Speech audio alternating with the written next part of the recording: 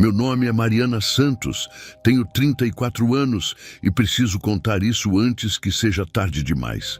Há 3 dias recebi um diagnóstico que mudou tudo. Câncer de pâncreas, estágio 4, 6 meses de vida, talvez menos. Agora estou sentada nos bancos empoeirados da antiga Igreja Batista da Vila Nova, aqui em Goiânia, aquela que fechou depois do escândalo do pastor em 2015.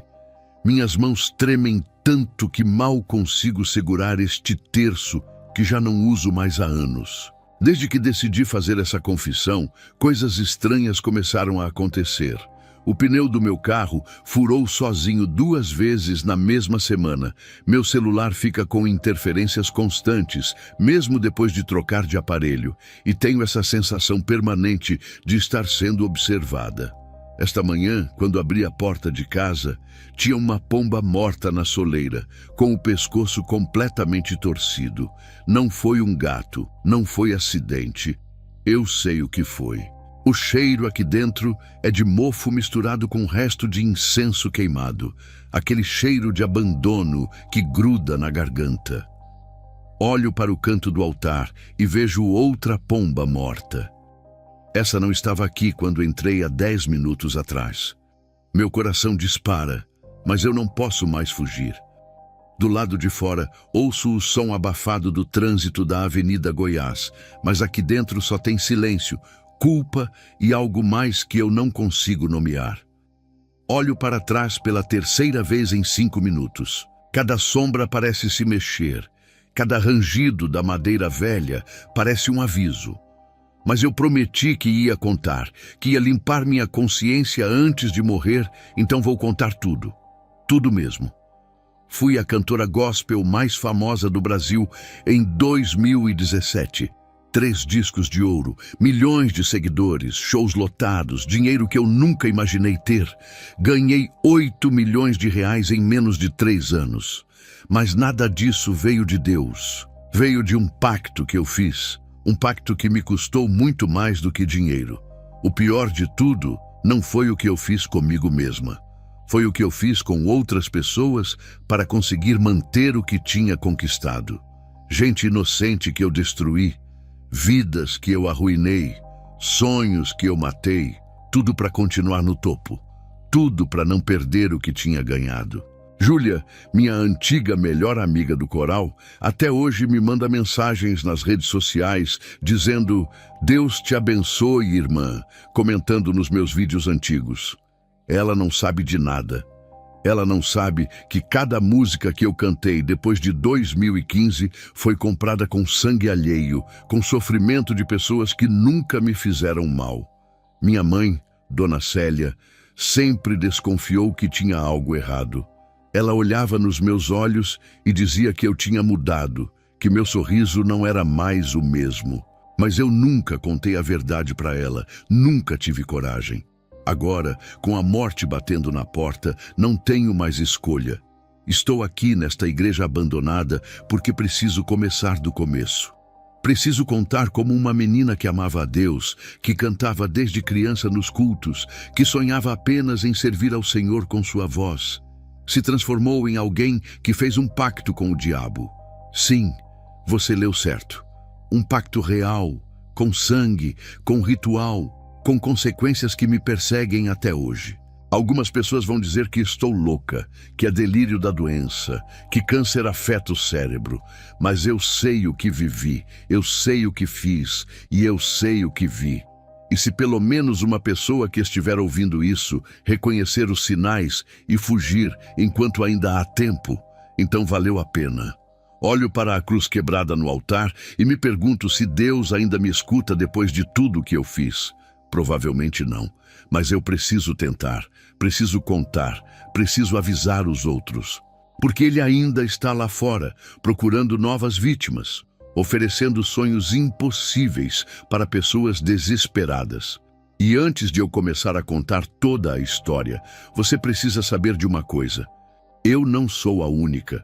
Tem muitos outros, mais do que você imagina. No meio gospel, no meio secular, em todo lugar. E talvez alguém que você admira, que você segue, que você acha que é abençoado por Deus, seja na verdade abençoado por outra coisa.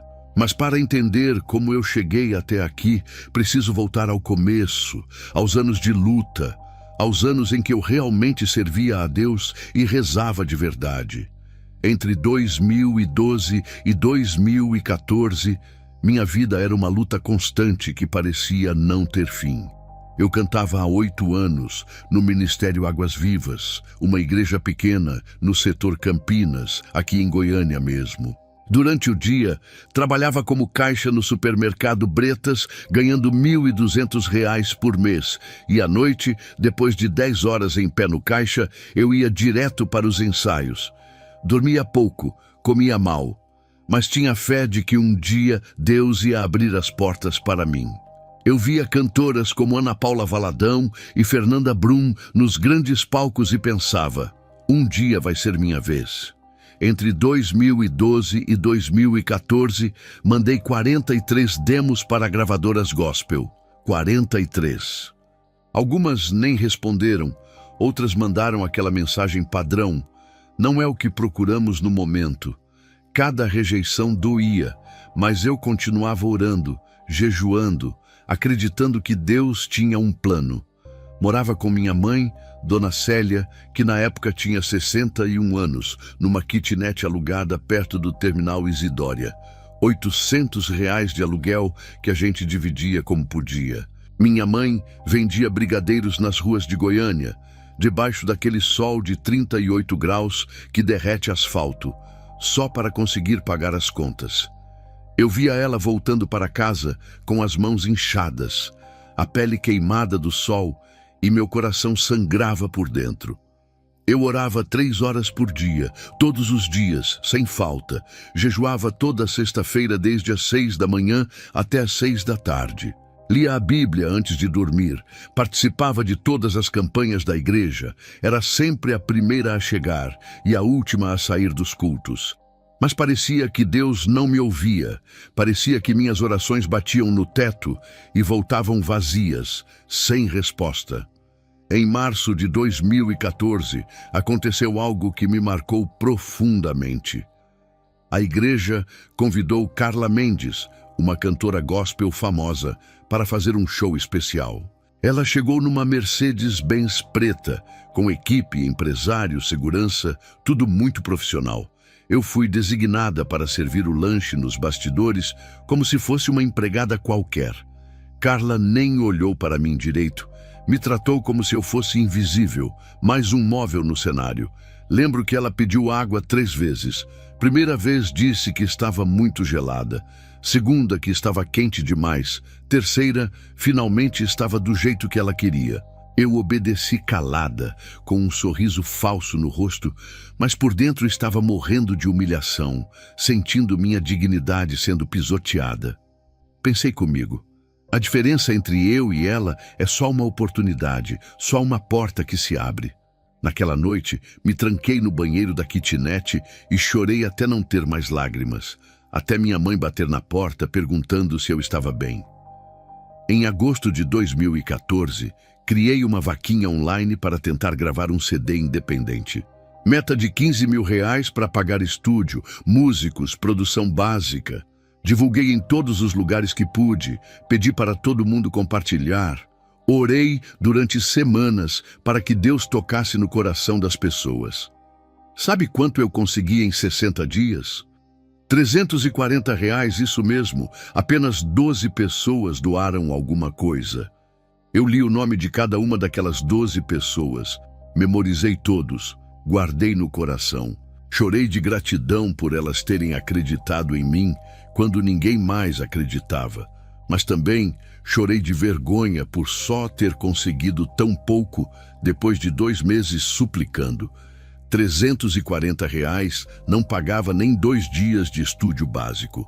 Foi aí que comecei a questionar seriamente se Deus tinha mesmo um plano para minha vida ou se eu estava me enganando esse tempo todo. Dezembro de 2014 foi o mês que quebrou algo fundamental dentro de mim. Meu pai faleceu de câncer no pâncreas. Sim, ironicamente, a mesma doença que está me matando agora. A dívida do hospital chegou a 87 mil reais, um valor impossível para a gente. E perdemos a casa da família onde eu tinha crescido. Ficamos literalmente sem nada, só com algumas roupas numa mala e a dor insuportável da perda. No culto de Natal daquele mesmo ano, me escalaram para cantar a música Deus Cuida de Mim. Que ironia cruel, não é? Ali estava eu, sem casa, sem pai, sem dinheiro, sem futuro, tendo que subir no altar e cantar que Deus cuida de mim. No meio da segunda estrofe, olhei para a terceira fileira e vi minha mãe sentada ali. As mãos dela estavam calejadas de tanto fazer brigadeiro no sol quente, os olhos vermelhos e inchados de tanto chorar pela morte do marido, pela situação da filha. Naquele momento exato, enquanto eu cantava aquele refrão sobre Deus cuidar de mim, algo dentro do meu peito simplesmente quebrou. Terminei a música no piloto automático, com a voz falhando, saí do altar assim que acabou e fui direto para o banheiro. Tranquei a porta com força, olhei para o espelho e pela primeira vez na vida gritei com Deus de verdade. O Senhor se importa mesmo comigo? O Senhor está vendo o que está acontecendo? Estou aqui há 8 anos, servindo, orando 3 horas por dia, jejuando toda semana. E o que eu tenho? Nada! Meu pai morreu sofrendo, minha mãe está se matando de trabalhar nas ruas e eu continuo completamente invisível. O silêncio que veio depois daquele grito foi o mais ensurdecedor que já ouvi na vida.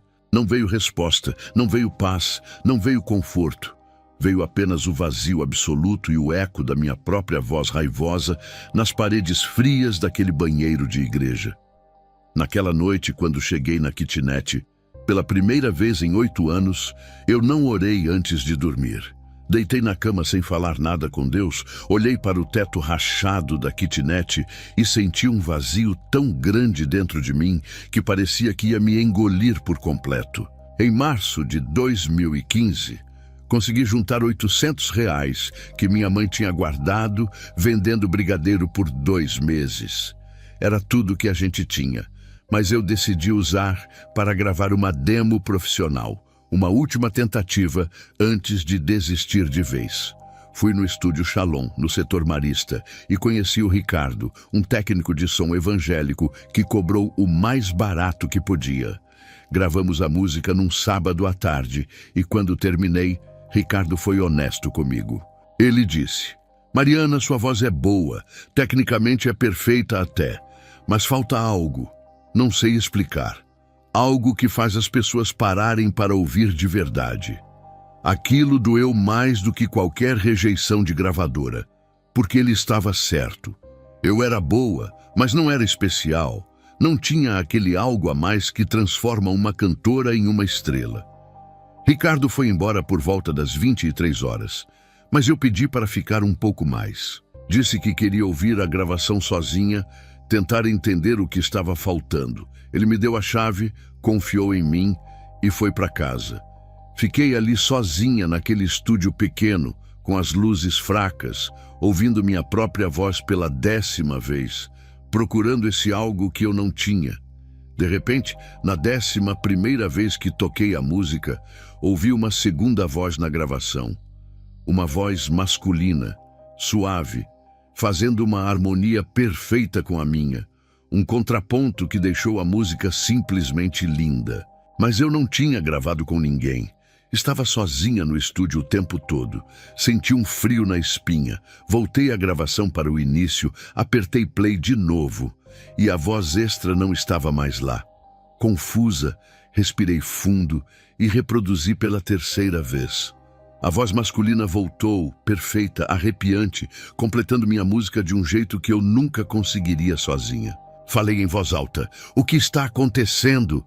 Arranquei os fones de ouvido e fiquei em silêncio, só ouvindo o zumbido do ar-condicionado. Meu coração batia tão forte que eu podia ouvir o pulso no meu ouvido. Me convenci que era cansaço, que eram horas demais trabalhando, estresse da morte do meu pai. Coloquei os fones novamente e a voz veio, mas dessa vez não estava só na gravação. Parecia que vinha de trás de mim. Ela disse: você canta para quem não te ouve, Mariana. Congelei na cadeira, incapaz de me mexer, incapaz até de respirar direito.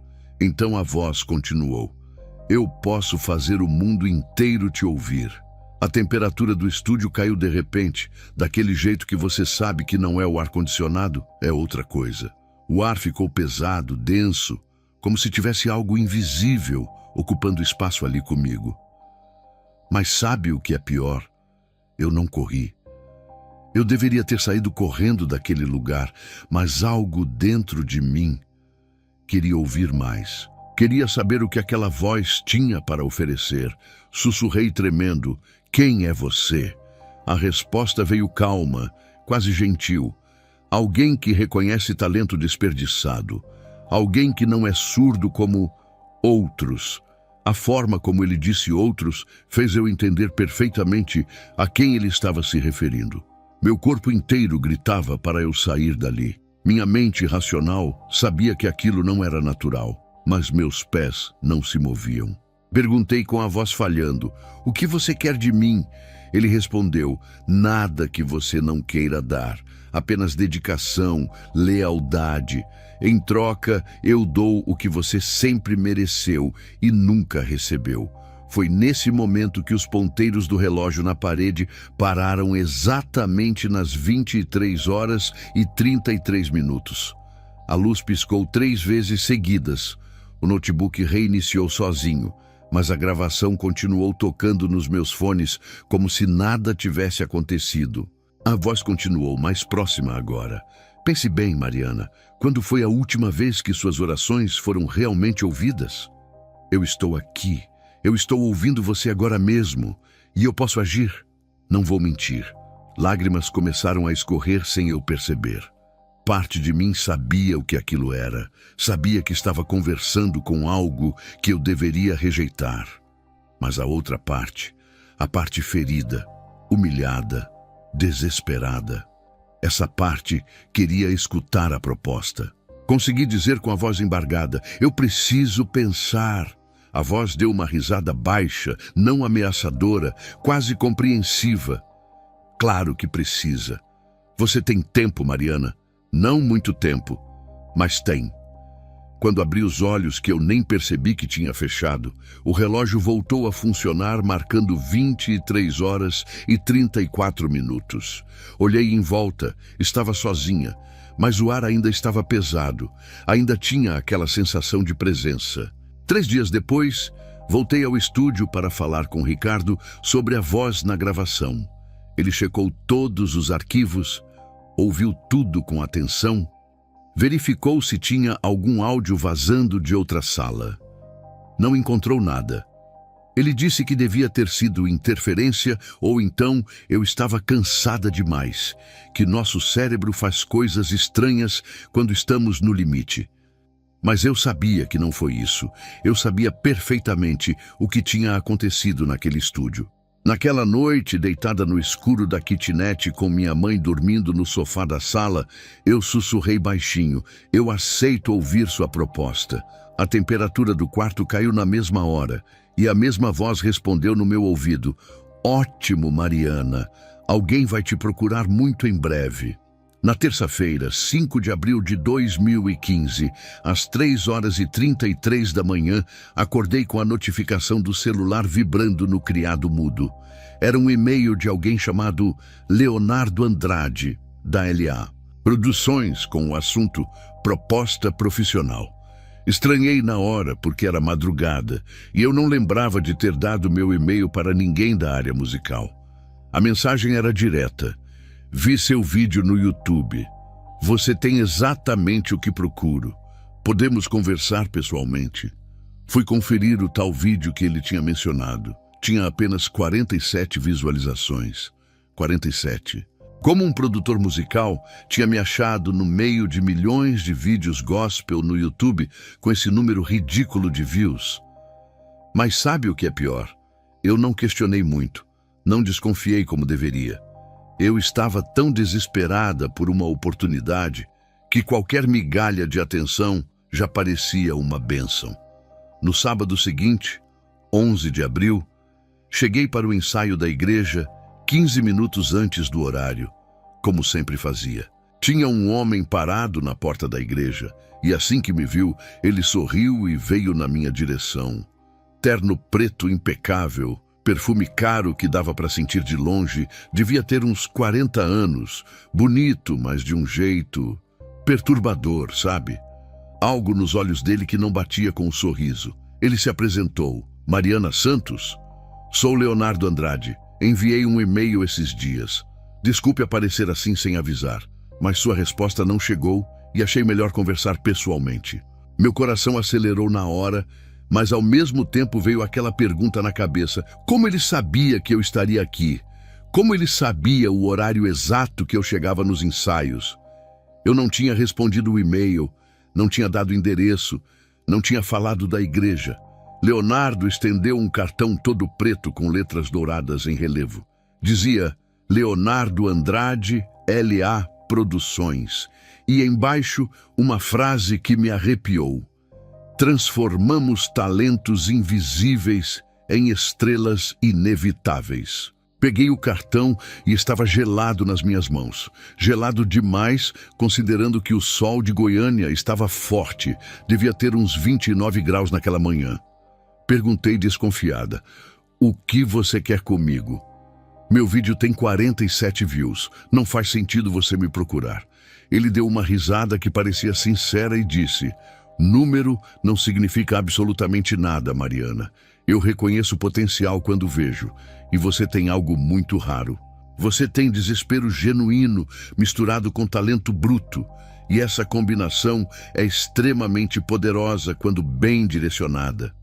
A forma como ele disse desespero me deixou desconfortável, como se ele conhecesse tudo sobre minha vida, sobre minhas noites chorando, sobre minha raiva de Deus. Leonardo abriu uma pasta preta e começou a mostrar contratos, números, propostas.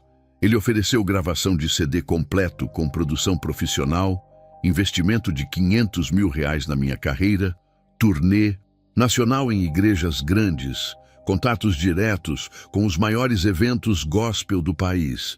Eu senti meu coração disparar, minhas mãos suando, minha mente girando com todas aquelas possibilidades. R$500 mil era mais dinheiro do que eu ia ver na vida inteira trabalhando no Bretas. Perguntei tentando manter a voz firme: e o que você quer em troca? Dinheiro? Porque eu não tenho nada, estou quebrada. Ele fechou a pasta devagar, se aproximou um passo e disse olhando direto nos meus olhos: não quero dinheiro, Mariana, quero lealdade. Você vai fazer o que eu pedir, quando eu pedir. Pequenos favores de vez em quando, nada ilegal, nada que machuque ninguém. Diretamente. A forma como ele pausou antes de dizer diretamente fez meu estômago revirar. Dei um passo para trás instintivamente e perguntei: que tipo de favores? Leonardo sorriu daquele jeito tranquilo e respondeu: ah, coisas simples. Promover certas pessoas, conectar certos contatos, às vezes desconectar outros quando necessário. Estratégias de carreira, você sabe como funciona o mercado. Foi nesse momento que aconteceu algo que me fez congelar. Por um segundo, apenas um segundo, os olhos castanhos dele ficaram completamente pretos, sem íris, sem nada. Pisquei assustada e voltaram ao normal. Tentei disfarçar o que tinha visto e disse: eu preciso pensar sobre isso. Ele consultou um relógio caríssimo no pulso e respondeu calmamente: claro, você tem 48 horas. Depois desse prazo, eu procuro outra pessoa. Já tenho 3 cantoras no meu radar. Você é a primeira opção porque seu desespero é o maior de todas, mas as outras também estão famintas por uma chance. A palavra famintas saiu da boca dele de um jeito que me deu arrepio na espinha. Leonardo se virou para ir embora, deu uns 3 passos, então parou e olhou para trás. Ele disse: ah, Mariana, só mais uma coisa. Você vai tentar pedir conselho para o seu pastor, ou então orar pedindo direção sobre essa proposta. Eu sei como vocês evangélicos funcionam. Tudo bem, faça isso. Mas presta atenção se suas orações realmente chegam em algum lugar. No fundo, você já sabe a resposta, não sabe? Ele foi embora antes que eu pudesse responder qualquer coisa. Naquela mesma noite fui conversar com o pastor Henrique. Contei tudo sobre a proposta, sobre o Leonardo, sobre os R$ 500.000. O pastor me aconselhou: filha, ore bastante sobre isso. Se for de Deus, vai se confirmar com paz no coração. Se não for de Deus, vai aparecer um sinal de alerta bem claro. Cheguei em casa decidida a orar. Me ajoelhei do lado da cama, como fazia há anos. Mas dessa vez foi diferente. Pela primeira vez na minha vida, senti que minhas orações não estavam subindo. Era como se tivesse um teto de concreto invisível bem acima da minha cabeça. E tudo que eu falava batia ali e voltava vazio. Não tinha presença de Deus, não tinha paz, não tinha nada. Só o som da minha própria voz ecoando no quarto vazio. Chorei de frustração, de medo, de confusão. Às 3h33 da manhã, acordei suando de um pesadelo que não conseguia lembrar. O celular vibrou na mesma hora com uma mensagem de Leonardo. O relógio está correndo, 24 horas restantes. Eu nunca tinha dado meu número pessoal para ele. Na noite de 13 de abril de 2015, às 21h, recebi uma mensagem de Leonardo com um endereço: Avenida T9, Setor Bueno, cobertura 1801. Ele disse que era para conversarmos com calma sobre os detalhes do contrato, que precisava ser pessoalmente para eu entender direitinho a proposta. Meu estômago revirou só de ler a mensagem, mas meus dedos digitaram que eu ia, que estaria lá em meia hora. Era como se meu corpo estivesse no automático, tomando decisões que minha mente ainda tentava processar. Cheguei no prédio e o porteiro me deixou subir sem perguntar absolutamente nada, como se já estivesse esperando por mim. Não pediu documento, não ligou para o apartamento para confirmar, só apontou para o elevador e disse: cobertura, último andar. O elevador subiu devagar demais e a cada andar que passava, eu pensava em apertar o botão de descer e fugir dali. Mas não apertei. Continuei subindo até o 18º andar. A porta da cobertura estava entreaberta. Não precisei nem bater. A voz de Leonardo veio lá de dentro. Entre, Mariana. Estava te esperando. Empurrei a porta devagar e o que vi me fez querer sair correndo. O apartamento era completamente vazio, sem móveis, sem nada, só velas pretas espalhadas pelo chão, formando um círculo perfeito no meio da sala. A única luz vinha dessas velas, criando sombras enormes nas paredes brancas. Parei na porta e disse: eu acho que mudei de ideia sobre isso tudo. Leonardo estava no centro do círculo de velas e nem se mexeu quando falei. Ele só respondeu calmamente: você já mudou de ideia 14 vezes desde que saiu de casa até aqui, Mariana. Mas seus pés continuaram andando, você continuou subindo, você entrou pela porta. Sabe por quê? Ele fez uma pausa e sorriu. Porque você quer isso mais do que tem medo das consequências. Eu odiava admitir, mas ele estava completamente certo. Fechei a porta atrás de mim e perguntei: o que é isso tudo? Algum tipo de macumba? Leonardo deu uma risada genuína, como se eu tivesse falado a coisa mais engraçada do mundo. Macumba? Não, Mariana, isso aqui é muito mais antigo, muito mais oficial do que qualquer macumba. É simplesmente um contrato igual qualquer contrato de gravadora que você assinaria. A diferença é que esse aqui ninguém consegue quebrar depois. Ele tirou do bolso interno do paletó um papel amarelado que parecia muito velho, mas o texto estava perfeitamente legível, escrito em uma caligrafia antiga e caprichada. Tinha apenas 3 linhas, e eu li em voz alta sem querer: tudo que você desejar será seu. Você fará o que for necessário para manter. A escolha sempre foi sua. As 3 frases eram simples, mas carregavam um peso que eu sentia fisicamente no peito. Leonardo estendeu uma agulha dourada e disse: assine com 3 gotas de sangue. Uma pela ambição que te trouxe aqui. Uma pela ganância que você sente quando vê outros no lugar que deveria ser seu. Uma pela liberdade que você nunca teve e sempre desejou. Peguei a agulha com a mão tremendo tanto que quase deixei cair. Perguntei com a voz falhando: se eu assinar isso, o que exatamente vai acontecer comigo? Leonardo respondeu sem pressa: tudo que você sempre quis vai se tornar realidade. Fama, dinheiro, reconhecimento, respeito. Sua mãe nunca mais vai precisar vender brigadeiro debaixo do sol de 38 graus. Você vai cantar para multidões, vai ter discos de ouro, vai ter tudo que aquela Carla Mendes tem e muito mais. As lágrimas começaram a cair sem eu conseguir segurar, lágrimas de desespero, de desejo, de medo, misturado com esperança. Espetei meu dedo indicador com a agulha dourada.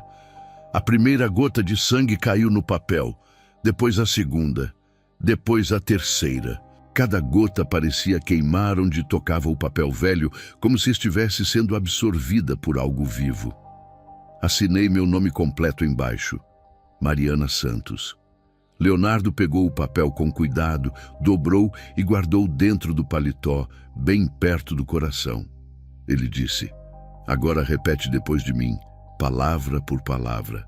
Leonardo falou uma frase inteira em latim, sons que eu nunca tinha ouvido na vida, palavras que pareciam grudar na minha língua. Eu repeti tudo, sílaba por sílaba, sem entender o significado. Só depois, muito tempo depois, descobri que era o Salmo 23 invertido. Cada palavra ao contrário, cada promessa de Deus transformada em maldição. Quando terminei de repetir, senti uma náusea violenta subindo pela garganta. De repente veio uma dor insuportável no lado esquerdo do pescoço, uma queimação, como se alguém estivesse marcando minha pele com ferro quente. Gritei de dor. Levei as duas mãos ao pescoço. Caí de joelhos no chão. Consegui me levantar cambaleando e corri para o banheiro da cobertura. Me olhei no espelho e vi 3 arranhões vermelhos e fundos no pescoço, como marcas de garras, como se algo tivesse me reivindicado como propriedade. Voltei correndo para a sala gritando o nome de Leonardo, mas ele tinha sumido completamente. As velas estavam todas apagadas, a fumaça ainda subindo delas. O papel amarelado não estava mais em lugar nenhum. Mas no chão, escrito com as cinzas das velas, tinha uma frase que fez meu sangue gelar: bem-vinda à família. Saí correndo daquele apartamento, desci as escadas em vez de esperar o elevador, 18 andares em pânico total. Quando cheguei no térreo completamente sem fôlego, o porteiro olhou para mim preocupado. Perguntei entre lágrimas e falta de ar: a cobertura 1801, quem mora lá? O porteiro franziu a testa confuso e respondeu: cobertura 1801. Moça, esse prédio só tem 14 andares. Não existe 18º andar aqui. Senti minhas pernas fraquejarem, o mundo girar, e tudo que eu consegui pensar foi: o que eu acabei de fazer? 15 dias depois de assinar aquele papel, minha vida mudou de uma forma que eu nunca poderia imaginar. Recebi uma ligação da Gospel Records, a maior gravadora do segmento gospel no Brasil, oferecendo um contrato de R$800 mil para 3 álbuns completos.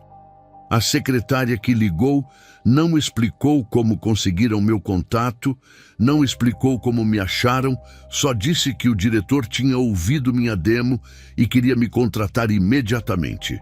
Eu aceitei ainda em choque, sem acreditar no que estava acontecendo. Em junho de 2015, gravei meu primeiro single, uma música chamada Deus Vai Além. A produção levou apenas 2 dias. Tudo saiu perfeito no primeiro take. Os músicos comentavam que nunca tinham visto uma gravação fluir tão bem. Lançamos a música numa quinta-feira de manhã e quando acordei na segunda-feira seguinte, o vídeo já tinha 800 mil visualizações no YouTube. 800 mil em 4 dias, sendo que eu não tinha feito absolutamente nenhuma divulgação. As coisas começaram a ficar estranhas logo de cara. Pessoas nos comentários relatavam experiências bizarras. Tinha gente dizendo que não conseguia parar de ouvir a música, que ela ficava grudada na cabeça 24 horas por dia. Tinha mãe testemunhando que a filha foi curada de asma enquanto ouvia minha voz. Mas 3 meses depois, a mesma mulher comentou que a asma da menina tinha voltado muito pior. Tinha gente jurando que teve visões durante a música, e 1 semana depois, essas mesmas pessoas postavam sobre crises de ansiedade e surtos. Um canal grande do YouTube chamado Louvor de Poder, que tinha 8 milhões de inscritos, fez um react do meu clipe do nada. O dono do canal era o Douglas, 34 anos, um cara super conhecido no meio gospel. Ninguém pediu para ele reagir, ninguém pagou, ele simplesmente acordou um dia e decidiu gravar. 3 semanas depois desse vídeo, Douglas morreu de AVC fulminante. A esposa dele contou para alguns amigos próximos que antes de morrer, ele disse algo estranho. Fui obrigado a promover aquela música. Não sei explicar como, não sei por quem, mas não consegui recusar. Em setembro de 2015, eu já tinha 12 milhões de visualizações, convites para cantar em igrejas que comportavam 10 mil pessoas, e meu nome estava em todo lugar. Comprei uma BMW preta zerinha e uma casa linda no Jardins Atenas, condomínio fechado com segurança, para minha mãe. Quando levei Dona Célia para conhecer a casa nova, ela chorou de felicidade, mas também de desconfiança. Ela olhou nos meus olhos e disse: "Filha, você mudou. Tem algo diferente em você, seus olhos estão diferentes, você sorri, mas não com o coração." Fiquei 1 semana sem falar com minha mãe depois daquele comentário, com raiva dela não conseguir simplesmente ficar feliz com o nosso sucesso. Mas no fundo, bem lá no fundo, eu sabia que ela estava certa. Eu tinha mudado, e não era para melhor. Em 2016, as coisas explodiram de vez. Disco de ouro, participação no programa da Eliana na TV, show no Congresso de Missões com 80 mil pessoas na plateia. Me tornei ministra de louvor oficial da Igreja Renascer, e o pastor Henrique vivia dizendo que Deus tinha planos enormes para a minha vida. Naquele ano, eu lucrei 2.300.000 reais. 2 milhões. Eu, que 3 anos antes não conseguia juntar 300 reais numa vaquinha online, agora tinha milhões na conta, mas tinha um preço que ninguém via. Eu tomava 6 comprimidos de Rivotril por dia só para conseguir funcionar. Não dormia mais de 3 horas por noite e sempre acordava exatamente às 3h33 da manhã em pânico, suando frio, com o coração disparado. Durante os shows, eu comecei a ver coisas que ninguém mais via. Rostos na plateia que não eram normais, não eram humanos. Às vezes era uma figura muito alta no fundo do auditório, muito escura, muito errada nas proporções. Quando eu piscava, desaparecia. Mas eu sabia que tinha visto, sabia que estava sendo observada por algo que não deveria estar ali. Aprendi a cantar sem olhar muito para a plateia, focando nas luzes, no teto, em qualquer coisa menos nas pessoas. A pior parte era depois dos cultos na Igreja Renascer. Toda vez, sem exceção, que eu subia no altar para ministrar louvor, depois eu tinha que correr para o banheiro dos bastidores e vomitar violentamente. Não era comida, nunca era comida. Era uma bile preta, viscosa, com um cheiro horrível de enxofre misturado com carne podre. Eu limpava tudo, jogava água no rosto, consertava a maquiagem cara e voltava sorrindo para cumprimentar os fãs como se nada tivesse acontecido. O pastor Henrique não desconfiava de nada. Ele me adorava. Vivia dizendo nos cultos: "A irmã Mariana é uma bênção de Deus para este ministério. Vejam como Deus exalta os humildes." Eu sorria e acenava, mas por dentro estava morrendo aos poucos. Não conseguia mais orar sozinha de verdade. Quando tentava ler a Bíblia no quarto, sentia dores de cabeça terríveis que só passavam quando eu fechava o livro. Durante os cultos, enquanto cantava Santo, Santo, Santo no altar, Ouvia risadas baixas nos meus fones de retorno, risadas que não estavam na mesa de som. Em 2017, cheguei no auge absoluto. 3 discos de ouro, patrimônio de 8 milhões de reais, 3 milhões de seguidores no Instagram e tour internacional já agendada para 2018. Mariana Santos era oficialmente a cantora gospel mais famosa do Brasil. Eu tinha tudo o que sempre sonhei: dinheiro, fama, reconhecimento, respeito. Minha mãe nunca mais precisou vender brigadeiro. Morava numa casa linda, tinha tudo o que precisava. Mas eu era a pessoa mais miserável que você poderia conhecer. Chorava sozinha no chuveiro toda noite, olhava para o espelho e não reconhecia mais quem estava olhando de volta. A marca no meu pescoço nunca sumiu completamente. Ficou uma cicatriz fina que eu escondia com maquiagem e gargantilhas.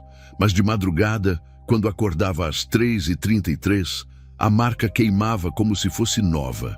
E eu sabia, no fundo da minha alma, que aquilo era só o começo.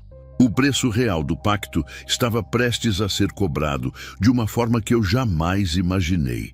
A primeira cobrança de Leonardo veio em fevereiro de 2016, 3 meses depois que minha carreira explodiu. Ele ligou às 3h33 da manhã, como sempre fazia. E dessa vez não era para parabenizar meu sucesso. A voz dele estava séria, direta, sem aquela gentileza falsa do começo. Mariana, chegou a hora de você retribuir. Preciso que você destrua a carreira da Camila. Meu estômago revirou na hora, porque eu conhecia a Camila. Ela era uma cantora gospel iniciante, talentosa, de 23 anos, que estava começando a crescer nas redes sociais. Perguntei tremendo: como assim destruir? O que você quer que eu faça? Leonardo explicou com uma calma assustadora. Crie perfis falsos, espalhe que ela está tendo um caso com o tecladista casado da banda dela, invente que ela usa playback nos shows, destrua a reputação dela antes que cresça demais. Você tem 3 milhões de seguidores, Mariana, vai ser fácil. Tentei argumentar, disse que não ia fazer aquilo, que era errado, que a menina não tinha culpa de nada. Ele só disse: você assinou, você aceitou, e se recusar... Bem, acidentes acontecem com quem a gente ama, lembra? Nos dias seguintes, criei 5 perfis falsos com fotos de pessoas aleatórias da internet. Comecei a espalhar comentários nas fotos da Camila, dizendo que ela era falsa, que tinha caso com um homem casado, que fingia ser santa, mas era o oposto. Usei até minha influência para fazer alguns blogueiros gospel espalharem as fofocas. Ofereci dinheiro para alguns, favores para outros. Em 3 semanas, a Camila estava destruída, perdeu contratos, perdeu seguidores, foi cancelada completamente. Em maio daquele ano, vi uma notícia que me fez vomitar. Camila tinha sido internada com depressão profunda, tinha tentado se matar tomando remédios. Ela sobreviveu, mas nunca mais voltou a cantar, abandonou completamente o sonho dela. Eu chorei no chuveiro aquela noite até não ter mais lágrimas, mas na manhã seguinte estava de volta aos palcos, sorrindo, fingindo que nada tinha acontecido. Leonardo me ligou para parabenizar pelo bom trabalho. O segundo favor veio em agosto de 2016. Leonardo disse: preciso que você convença o pastor Henrique a aceitar uma doação de um empresário que vou apresentar a ele. O empresário era um tal de Roberto, dono de uma rede de casas de apostas que queria lavar dinheiro usando a igreja. Eu sabia exatamente o que estava acontecendo, sabia que era errado, mas o que Leonardo disse depois me calou. Sua mãe está com pressão alta, né? Seria triste se ela tivesse um derrame.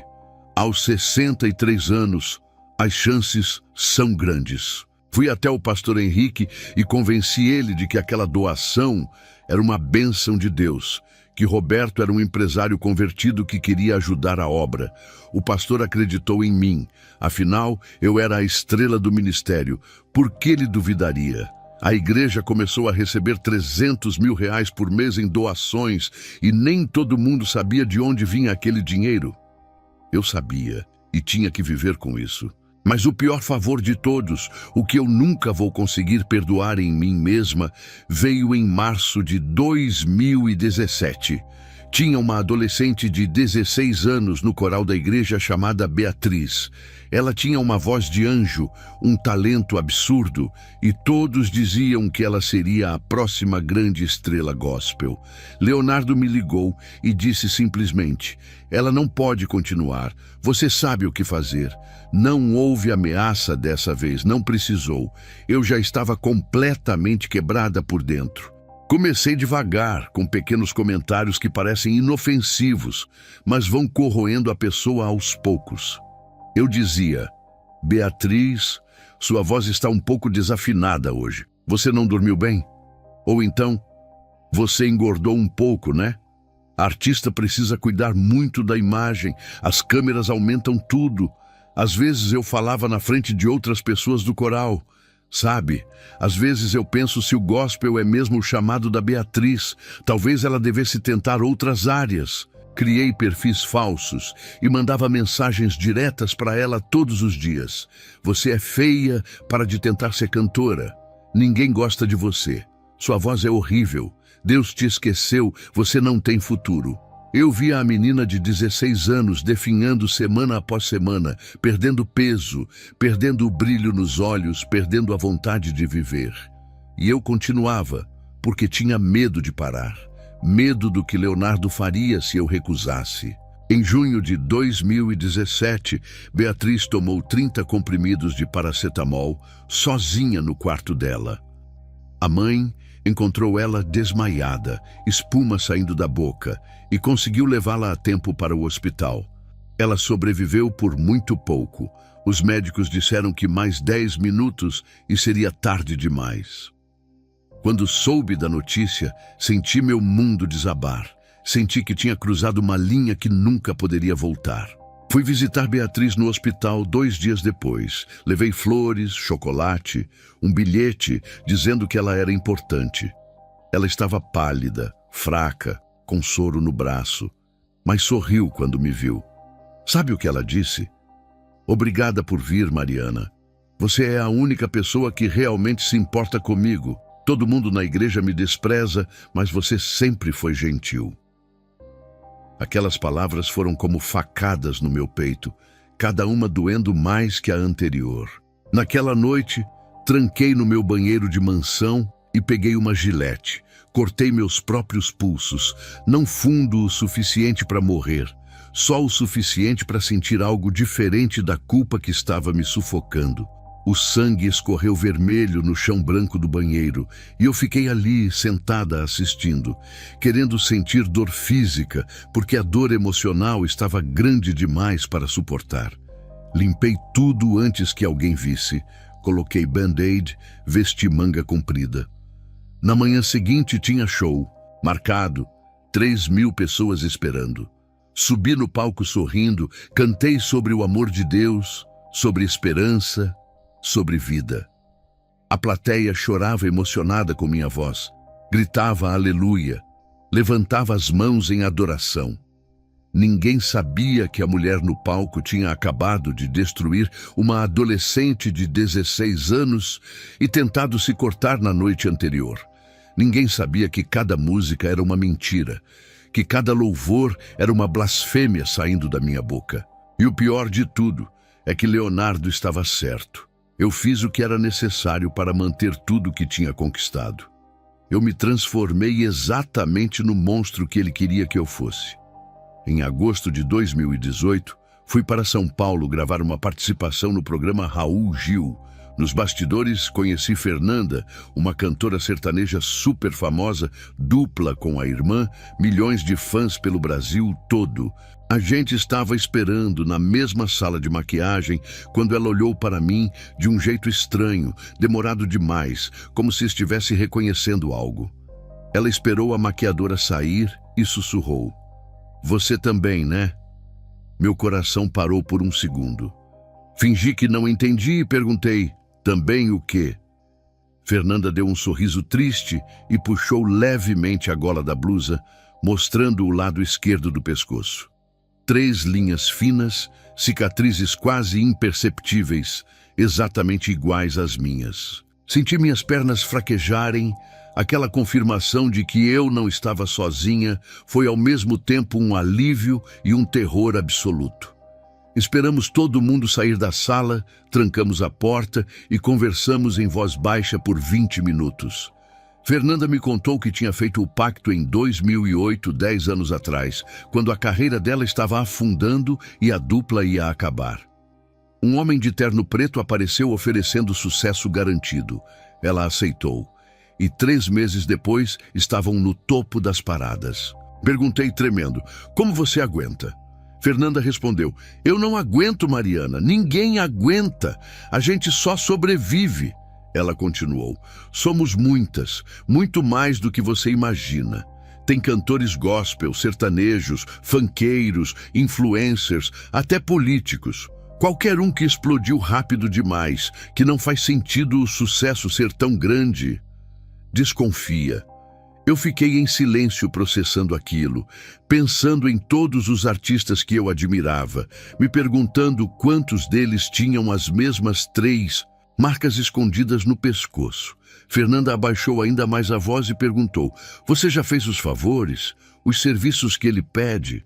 Confirmei com a cabeça sem conseguir falar, a vergonha apertando minha garganta. Ela suspirou fundo. Eu também. Coisas horríveis que eu nunca imaginei ser capaz. Mas a gente faz, porque senão perde tudo. Ou pior, eles atacam quem a gente ama. Lágrimas começaram a descer no meu rosto, borrando a maquiagem que tinha acabado de fazer. Perguntei, tem como sair? Tem como quebrar o pacto? Fernanda ficou pálida na hora e olhou para os lados como se alguém pudesse estar ouvindo. Ela disse, teve um cara que tentou. O Cristiano, lembra dele? Cantor gospel, 29 anos, lindo, talentoso, 3 discos de ouro.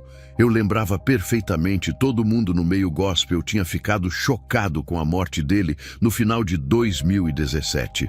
Fernanda continuou, Cristiano fez pacto em 2014, igual você, mas em 2017 ele se converteu de verdade, sabe? Não aquela conversão falsa que a gente finge, mas algo real. Ele decidiu que ia expor tudo, ia contar a verdade sobre a indústria musical, sobre os pactos, sobre tudo. Postou um vídeo chorando, dizendo que ia revelar segredos terríveis nos próximos dias. 3 dias depois, bateu o carro numa árvore às 4 da manhã e morreu na hora. Senti um frio percorrer minha espinha. Fernanda completou. Testemunhas disseram que viram ele conversando com alguém no banco do passageiro antes do acidente, gesticulando como se estivesse discutindo, mas quando os bombeiros chegaram, o carro estava vazio, só ele morto no banco do motorista. Encontraram o celular dele. A última pesquisa no Google era como quebrar pacto demoníaco. Minha respiração estava acelerada, o pânico tomando conta de mim. Perguntei desesperada. Então não tem como sair? A gente assinou para sempre? Fernanda pegou minha mão e apertou forte. Eu não sei, Mariana. Dizem que tem como, com ajuda espiritual forte, libertação real, mas é perigoso demais. A maioria de nós só aguenta até onde dá. Alguns acabam se matando antes do tempo, outros enlouquecem, outros simplesmente aprendem a viver assim. Existe até um grupo de WhatsApp secreto onde a gente se apoia sem nunca falar abertamente sobre o assunto. Ela me passou o número dela e disse, se você precisar conversar, me liga. Mas nunca fala nada por mensagem, nunca escreve nada sobre o pacto, eles monitoram tudo. E se você decidir tentar sair, me avisa antes, para eu poder rezar por você. A forma como ela disse rezar estava carregada de ironia e desespero, porque ambas sabíamos que nossas orações não chegavam mais em lugar nenhum. Voltei para Goiânia obcecada com aquela conversa. Comecei a pesquisar mortes súbitas de artistas jovens nos últimos anos. 2015, cantor gospel de 31 anos, parada cardíaca fulminante. 2016, influencer fitness de 26 anos, Acidente de carro inexplicável. 2017, Cristiano, 29 anos, bateu numa árvore sozinho. 2018, cantora sertaneja de 33 anos, overdose de remédios, mas ninguém sabia que ela usava drogas. Todos tinham algo em comum: sucesso muito rápido, fama instantânea, e tentaram voltar para Deus publicamente pouco antes de morrer. Alguns postaram versículos bíblicos, outros falaram sobre libertação espiritual, outros marcaram reuniões com pastores e padres. Dentro de dias ou semanas, morreram. Sempre acidentes, sempre repentino, sempre sem explicação que fizesse sentido completo. Percebi que estava presa numa rede muito maior do que imaginava, que não era só eu e o Leonardo, mas uma operação enorme, antiga, bem organizada. Milhares de pessoas presas no mesmo esquema, alimentando algo muito maior e mais escuro do que conseguíamos entender. E o pior é que continuávamos subindo nos palcos, cantando sobre Deus, enganando milhões de pessoas que acreditavam em nós. Naquela noite olhei no espelho e não reconheci mais a mulher que estava olhando de volta. A Mariana, que amava a Deus, tinha morrido naquela cobertura que não existia. O que restou era só uma casca vazia, rica e famosa, mas completamente morta por dentro. Janeiro de 2019 começou com tudo que eu sempre quis. 8 milhões de reais na conta, BMW na garagem, mansão no condomínio mais caro de Goiânia, 3 milhões de seguidores no Instagram. Eu estava no auge absoluto da carreira, com turnê internacional agendada para o meio do ano. Mas por dentro, eu estava em colapso total, desmoronando de um jeito que ninguém via. As manifestações demoníacas que antes eram sutis, agora estavam ficando impossíveis de ignorar. Toda madrugada, sem exceção, eu acordava exatamente às 3h33, suando frio, com a sensação física de algo muito pesado sentado sobre o meu peito. Não era pesadelo, não era ansiedade comum, era uma presença real esmagando o meu corpo. Comecei a ver coisas no espelho que me aterrorizavam. Meu reflexo demorava 1 segundo para me acompanhar, como se tivesse vida própria. Às vezes, ele sorria quando eu não estava sorrindo. No dia 10 de janeiro, entrei em desespero total e decidi tentar orar de verdade pela primeira vez em anos. Tranquei a porta do quarto, me ajoelhei no chão e comecei: Deus, eu sei que o Senhor não me ouve mais. Eu sei que eu escolhi isso, mas por favor. Não consegui terminar a frase. Senti mãos invisíveis apertando minha garganta com força. Comecei a engasgar, a ficar roxa, caí no chão tentando respirar. Só parou quando desisti de orar. Tentei abrir a Bíblia que tinha na cabeceira, aquela que eu não tocava há anos. Abri nas páginas de Salmos e comecei a ler o Salmo 23. De repente, as páginas pegaram fogo sozinhas. Chamas azuis que não faziam fumaça, não faziam barulho, só queimavam. Gritei e joguei a Bíblia no chão, pisei em cima até apagar. Quando peguei de volta, as páginas estavam intactas, perfeitas, como se nada tivesse acontecido. Eu estava enlouquecendo ou algo muito pior estava acontecendo. Dia 15 de janeiro foi o ponto de ruptura. Eu tinha o maior show da minha carreira marcado. Maracanãzinho, Rio de Janeiro, 15 mil pessoas, ingressos esgotados há semanas. Subi no palco confiante, comecei o show bem, tudo fluindo perfeito. Chegou a 5ª música, Deus é Fiel, uma das minhas mais famosas. No meio da 2ª estrofe, olhei para a plateia e pela primeira vez vi tudo claramente, sem filtro, sem negação. Não eram só pessoas na plateia. Entre elas, em pé, havia figuras. Dezenas delas, talvez centenas, altas demais, escuras demais, com proporções completamente erradas. Não tinham rostos definidos, eram apenas sombras densas em forma vagamente humana. Todas olhando diretamente para mim, todas com aquele sorriso horrível que eu conseguia sentir mesmo sem ver bocas. Uma delas, bem no centro da plateia, acenou para mim como se fosse uma velha amiga. Larguei o microfone no chão do palco. Simplesmente deixei cair. O barulho ecoou pelo sistema de som. As 15.000 pessoas ficaram em silêncio confusas. Saí correndo do palco, empurrando os técnicos que tentaram me segurar. Tranquei no camarim e comecei a vomitar violentamente. A equipe batia na porta desesperada, o produtor gritando que tinha 15.000 pessoas esperando, que eu precisava voltar, que ia dar processo.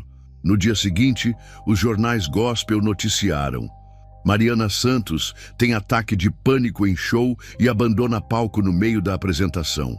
As redes sociais explodiram, alguns me apoiando dizendo que eu precisava cuidar da saúde mental. Outros me cancelando, dizendo que fui desrespeitosa com os fãs. Mas não foi ataque de pânico. Foi a primeira vez que eu enxerguei a verdade completa. Quantos demônios sempre estiveram lá, assistindo, se alimentando, usando minha música para algo terrível. Passei os dias seguintes em crise tão profunda que nem conseguia sair da cama. Tomava Rivotril atrás de Rivotril, mas nada acalmava o terror que tinha tomado conta de mim. No dia 18 de janeiro, saí de casa sem saber para onde ia, andando pelas ruas de Goiânia às 2 da tarde como zumbi. Andei sem direção por quase 1 hora até perceber onde meus pés tinham me levado. Igreja São Francisco, no centro, uma igreja católica antiga. Eu era evangélica de berço, tinha sido ensinada a vida inteira que católico estava errado, que não podia entrar em igreja com imagens. Mas algo me puxou para dentro daquela igreja com uma força que eu não consegui resistir. Entrei devagar, o lugar estava quase vazio. Cheirava a incenso e velas. Tinha um padre velho saindo do confessionário, cabelos completamente brancos. Devia ter uns 67 anos. Ele olhou diretamente para mim e parou onde estava. O padre caminhou até mim e disse, sem eu ter falado absolutamente nada: "Você está carregando algo que não é seu. Há quanto tempo?" Essas palavras foram como um soco no estômago. Tirou todo o ar dos meus pulmões. Desabei ali mesmo no banco da igreja. Chorei de um jeito que não chorava há anos, aquele choro profundo que vem de um lugar que você nem sabia que existia. O Padre João, descobri depois que era esse o nome dele, sentou ao meu lado em silêncio, só colocou a mão no meu ombro. Quando consegui parar de chorar, ele disse calmamente: "Filha, você fez um pacto, não foi?" Não era pergunta, era afirmação, ele sabia. Confirmei com a cabeça porque não conseguia falar. Padre João suspirou fundo e continuou: 50 anos de sacerdócio. Já vi alguns casos assim. Poucos, mas já vi. E você estar viva ainda, estar aqui buscando ajuda, significa que ainda há tempo. Mas não vai ser fácil, não vai ser seguro, e você pode morrer no processo. Literalmente, consegui sussurrar. Eu tentei orar, tentei ler a Bíblia, nada funciona. Padre João balançou a cabeça. Porque você não pode fazer isso sozinha contra algo tão forte. Precisa de ajuda, de intercessores, de pessoas que vão guerrear espiritualmente com você e por você. Fui em 3 igrejas evangélicas pedir libertação. Contei minha história. 2 pastores desmaiaram na hora de orar por mim. Um teve taquicardia e foi internado. Eles não conseguiram me ajudar. Padre João disse: é porque tentaram no nome próprio, na força humana. Contra pactos desse nível, precisa de algo muito maior. Precisa de jejum prolongado, consagração completa, batalha espiritual real e organizada. Vou ser honesto com você, Mariana. Se tentarmos libertar você, ele vai atacar. Vai atacar você, sua família, todo mundo envolvido. Você pode perder tudo o que tem, pode ficar com sequelas físicas, pode até morrer. Ainda assim, quer tentar? Segurei a mão dele com força e disse pela primeira vez com convicção total: eu quero. Prefiro morrer tentando sair disso do que viver mais um dia assim.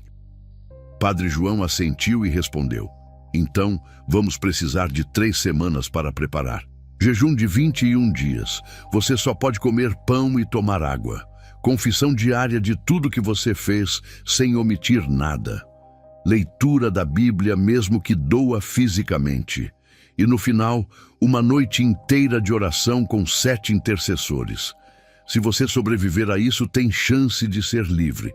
Se não sobreviver, pelo menos morreu lutando pela sua alma. Aceitei todas as condições sem hesitar. Pela primeira vez em 4 anos, senti algo que tinha esquecido completamente como era. Esperança. Pequena, frágil, quase morrendo, mas ainda ali.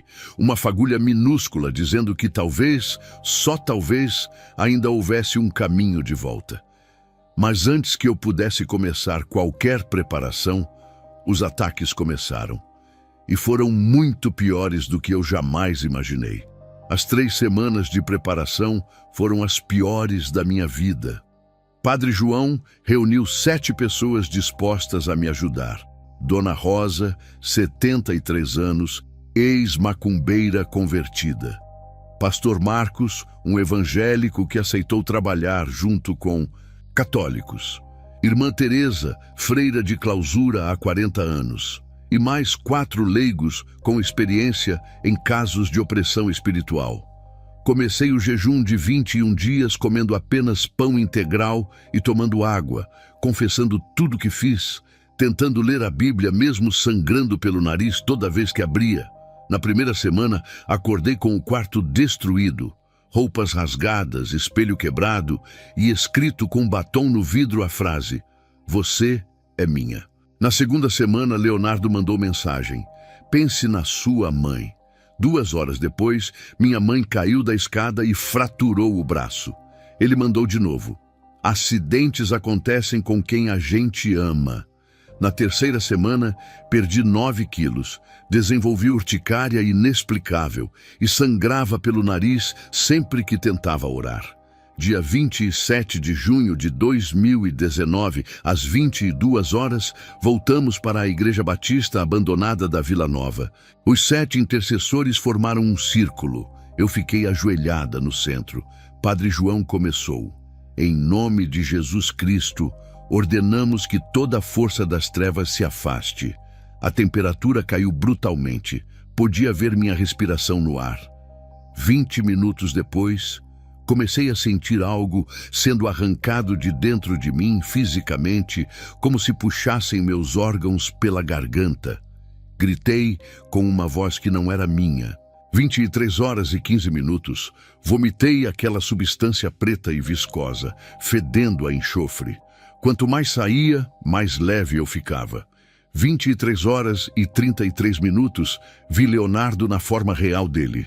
2,5 metros de altura, pele acinzentada, olhos completamente vermelhos, sem pupilas. A voz dele ecoou de todos os lugares: "Você é minha, Mariana". Assinou com sangue, não pode voltar atrás. Padre João gritou: "Ela se arrepende, o sangue de Cristo a libertou". Leonardo riu. Ela derramou outros sangues. Camila, Beatriz, todos que ela destruiu. Isso tem preço. Irmã Teresa começou a cantar, mas de repente parou sangrando pelo pescoço. 3 cortes como garras. Leonardo tentou o pastor Marcos: "Você também quer fama? Posso fazer sua igreja crescer". O pastor recuou trêmulo, mas continuou orando. 00:47, eu estava sangrando pelos ouvidos, vomitando sangue, convulsionando.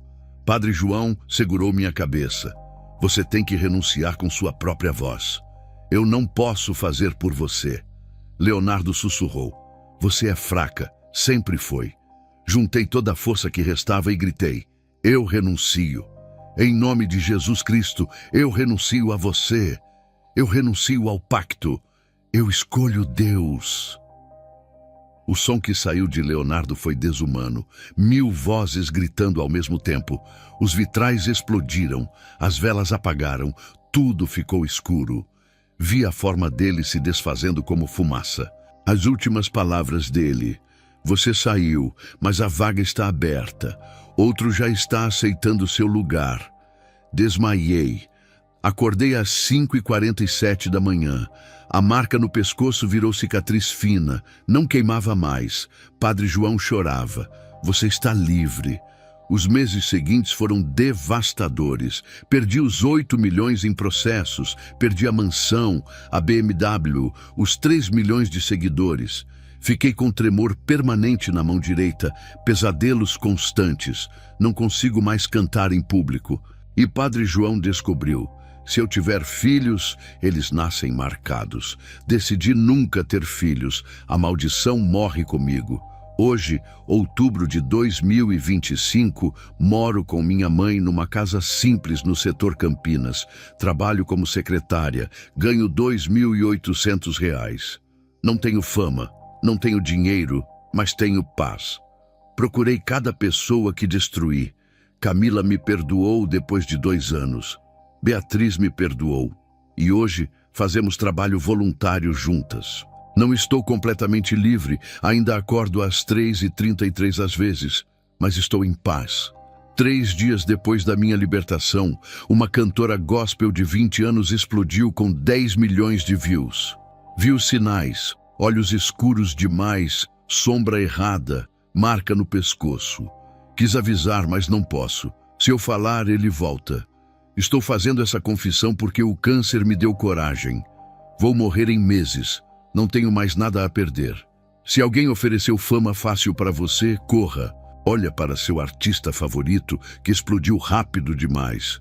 Repara nos sinais. Eles estão em todo lugar. Eu escolhi sair e paguei caro. Perdi tudo, fiquei doente, vou morrer jovem. Mas prefiro morrer pobre e em paz do que viver rica com a alma vendida. O pacto te dá tudo o que você quer, mas te cobra tudo o que você é. Vale a pena vender sua alma por uns anos de fama? Eu escolhi errado primeiro, mas escolhi certo no final. E você, o que vai escolher?